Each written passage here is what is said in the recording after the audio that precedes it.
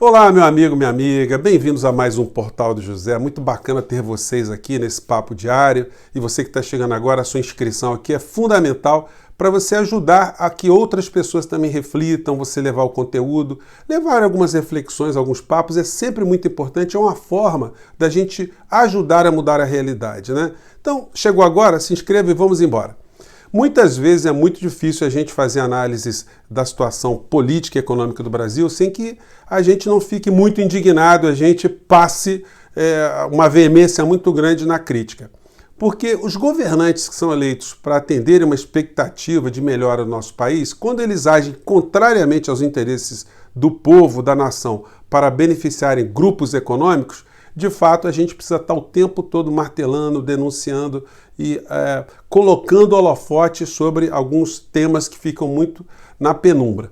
Não pense você que o que está acontecendo no nosso país, o desgoverno, a total balbúrdia na área administrativa, a falta de ações nas várias pastas e o enriquecimento da superelite econômica do nosso país e cada vez mais a concentração de benefícios nas mãos dessas pessoas são frutos do acaso. Existe uma ciência, existe um planejamento, existe um comportamento que é praticado em países como o nosso e outros países também, e a gente vai falar sobre essas situações aqui. Mas antes eu quero tocar em dois assuntos. Primeiro, que no capítulo indignação, eu estou tomando conhecimento aqui pelas redes da quebra do sigilo bancário do Fabrício Queiroz, que aponta mais 21 cheques na conta da primeira-dama. É uma situação para a gente não ficar indignado, porque o presidente foi eleito com o discurso da moralidade, mas quem acompanha de perto a vida da família Bolsonaro sabe que eles têm um comportamento muito complicado, para dizer o mínimo. A revista Época já denunciou, né, nessa matéria aqui que eu sempre vou trazer para vocês, que Bolsonaro, no segundo casamento, comprou 5 imóveis com dinheiro vivo.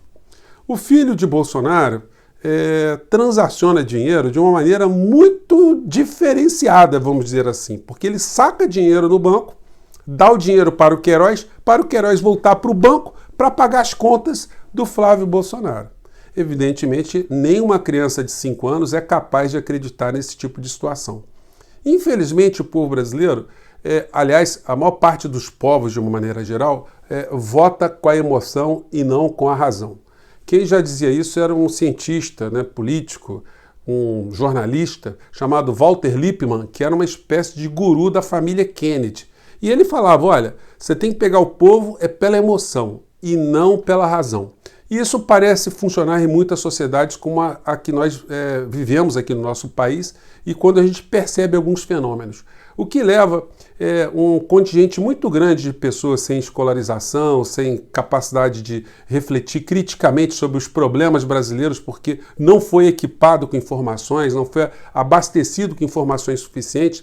O que leva essas pessoas a se identificarem com uma figura absolutamente sem conteúdo, sem propósito, sem ideologia, sem princípios, como presidente da República. Então, fica essa indagação. Agora, dá vontade de a gente fazer algumas brincadeiras, né? Ou ironias, porque se todos nós estamos vivenciando problemas econômicos nos últimos anos, a família Bolsonaro não sabe o que é isso.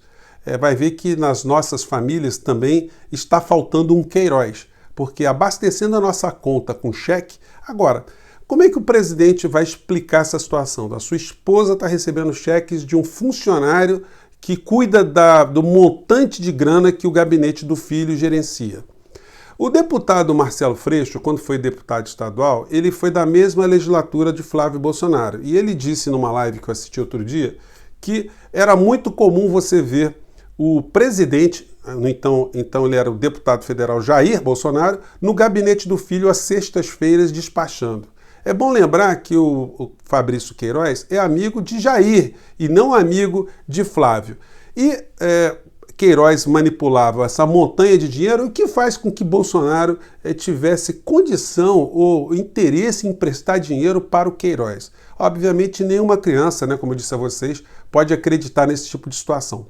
Os meios de comunicação vão colocar lupa sobre esse episódio Provavelmente não. Será um episódio tratado assim, de uma forma muito en passant, porque, como eu já disse a vocês, os grandes grupos econômicos, eles têm em Bolsonaro uma engrenagem que funciona. A falta de percepção do papel dele, de percepção da liturgia do cargo, da pequenez política e administrativa com que ele trata os problemas brasileiros, isso acaba sendo muito útil para quem é expert em manipular grandes estruturas governamentais ou estruturas econômicas. No caso, Paulo Guedes, representante desses grupos, e Rodrigo Maia dentro do Congresso, como representante do sistema financeiro, dos grandes empreiteiros, dos grandes grupos econômicos dentro do parlamento. Então, essas duas áreas, a área econômica com liberdade para fazer o que quiser e a área política com liberdade, com condição de transformar em leis todas essas alterações, então, enquanto esse jogo, enquanto essa engrenagem estiver funcionando desse modo, Bolsonaro pode fazer as maiores maluquices, pode passar cheque, receber cheque, pode estar falando um monte de besteira, pode estar desgovernando, pode estar desprezando as vítimas da Covid do nosso país, pode estar dançando em cima de cadáveres que não vai acontecer nada. Compete a nós cada vez mais estarmos denunciando esse tipo de situação para que, pelo menos, se ele não for retirado do poder, pelo menos para que em 2022, em novas eleições, a gente tenha uma maior consciência crítica dos problemas brasileiros, né? Em relação a todos esses temas aí que a gente está comentando, eu não posso deixar de mencionar a live que o presidente fez na quinta-feira. Toda quinta-feira é a live dele. E eu fiz algumas anotações, né? Sempre faço aqui o dever de casa para ver se sai alguma coisa de útil para comentar no dia seguinte e não teve nada de útil. A única coisa boa dessa live é que ele não trouxe o sanfoneiro macabro para ficar entoando algumas canções ao fundo. Foi a única coisa positiva, porque o resto foi só desinformação. Ele dá demonstrações patentes que não domina tema algum. Ele fica o tempo todo perguntando para os assessores tudo que ele quer saber. Ele não consegue apontar nenhum dado, nenhuma informação, nenhuma preocupação, nenhum apontamento, nenhuma inspiração. E a impressão que a gente tem é que ele está num cargo público, que ele não tem que prestar contas a ninguém, ele trabalha muito pouco, a agenda dele não tem muitos compromissos elencados, é uma pessoa que não visitou nenhum hospital ainda com vítimas, não demonstra nenhuma empatia, nenhuma atenção com essas pessoas que estão sofrendo no nosso país e trata esse número que ele nem sabia qual era de vítimas no nosso país com o maior desprezo. Ah, tá morrendo, bola para frente. É como se tivessem morrendo formiguinhas no canteiro. Aliás, até em relação às formigas, existem pessoas que têm muito mais empatia, né, do que o presidente da República com os seres humanos, com o povo brasileiro.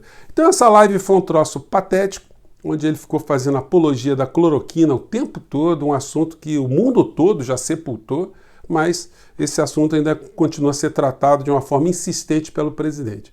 Eu já comentei com vocês que ele vai ter que prestar contas à justiça mais à frente. Muita gente acha que é exagero, mas olha, no mundo inteiro já aconteceram processos parecidos. A gente no Brasil mesmo, a gente teve o presidente Lula com altíssima popularidade que acabou sendo tragado pelas entranhas, né, do Poder Judiciário quando o Poder Judiciário quis atacá-lo. Na Colômbia, só para a gente exemplificar também, o presidente colombiano está preso. O Uribe também, uma pessoa que foi muito poderosa na Colômbia. A gente teve o Evo Morales também, que está foragido, está exilado fora da Bolívia. E a gente poderia aqui elencar vários outros episódios. O Fujimori no Peru, enfim, a história é muito longa. O Pinochet no Chile, bom, só para fazer um pequeno corte aqui, né? Então, pensem que essa figura presidencial será absolvida pela história diante de tudo que está acontecendo. E os seus auxiliares mais próximos, eles demonstram ter problemas de natureza ética e moral muito grande. Porque o ministro da Saúde, sendo um general sem capacidade de comandar alguma coisa positiva para salvar vidas, aceitar esse cargo, é no mínimo uma situação para colocar em xeque a sua moralidade, a sua ética. Porque é como se nós aqui dirigindo um automóvel, a gente fosse convidado para pilotar um Boeing. Olha, só aceita uma situação dessa quem é absolutamente irresponsável ou quem está arriscando ganhar alguma coisa no meio dessa história ou, enfim, vai saber que tipo de de situação psiquiátrica explica isso. A inclinação maior é a gente acreditar que é o contra-cheque mais poupudo que está fazendo essas pessoas terem esse tipo de comportamento. Porque, como eles não têm nenhum tipo de inspiração moral e ética, porque quando eles olham o presidente da República, que faz tudo o que fez, e eles sabem que fez tudo o que fez, então eles não se sentem obrigados a serem mais éticos ou mais morais. Moral da história, nós estamos com problemas em todas as áreas estratégicas do nosso país, a área da educação abandonada, a área da saúde, a área da ciência e tecnologia, a área de ambiente, meio ambiente, a área de direitos humanos, tudo entregue a pessoas que são absolutamente incompetentes e desqualificadas, para dizer o mínimo, sem falar as pessoas que estão na área econômica, que estão todas a serviço do grande capital, dos grandes interesses das grandes corporações. Então, essa live do presidente aqui não deu para aproveitar nada, só deu para a gente confirmar a pequenez política da forma como ele enxerga o nosso país e o cargo que ele está ocupando. Bom, como eu disse a vocês num dado momento aqui do nosso papo, isso tudo que está acontecendo não é obra do acaso.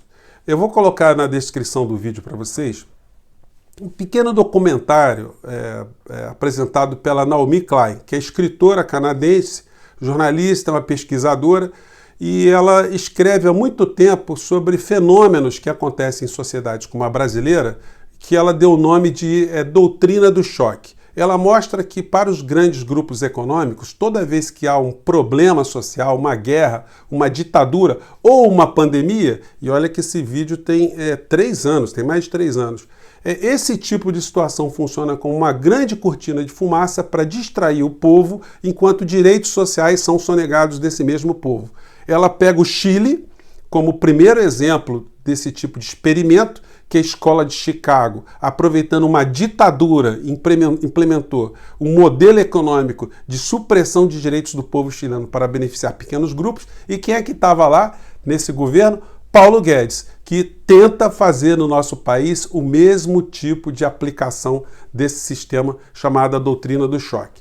E ela nos mostra aqui nesse vídeo, que eu vou disponibilizar, como eu disse a vocês, que quando não há um cataclisma, não há uma guerra, não há algum fenômeno de grandes proporções, o governante ele vai arrumar alguma situação para distrair o povo, para que o povo não perceba que está sendo lesado. Vamos passar aqui um trecho aqui, vamos ver se dá para pegar a legenda aqui. Vamos lá. Was the shock doctrine, an investigation that spanned 4 decades, from Pinochet's US-backed coup in 1970s Chile to Hurricane Katrina in 2005. I noticed a brutal and recurring tactic by right-wing governments. After a shocking event, a war, a coup, a terrorist attack, market crash, or natural disaster, exploit the public's disorientation, suspend democracy, push through radical policies that enrich the 1% at the expense of the poor and middle class. This is a repeal and a replace. Isso que ela aborda, ela mostra assim com muita profundidade que são fatos.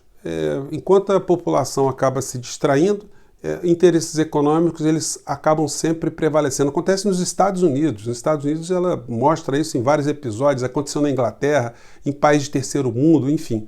E no Brasil, a pandemia se encaixou como uma luva nos interesses, nesse comportamento que Paulo Guedes pratica contra o povo brasileiro. Ele é uma espécie de ditador econômico. Ele tem o apoio no parlamento para implementar todas essas doutrinas aqui no nosso país, e a gente tem que ficar mesmo denunciando, apontando, falando o tempo todo desse tipo de situação, para que quanto mais brasileiros tomarem conhecimento desse tipo de doutrina, de estratégia, mais a gente terá condição de ir para as ruas, de se manifestar, ou de, na pior das hipóteses, escolher melhor no ano de 2022. Gente, eu fico por aqui, um grande abraço, até o nosso próximo vídeo. Tchau!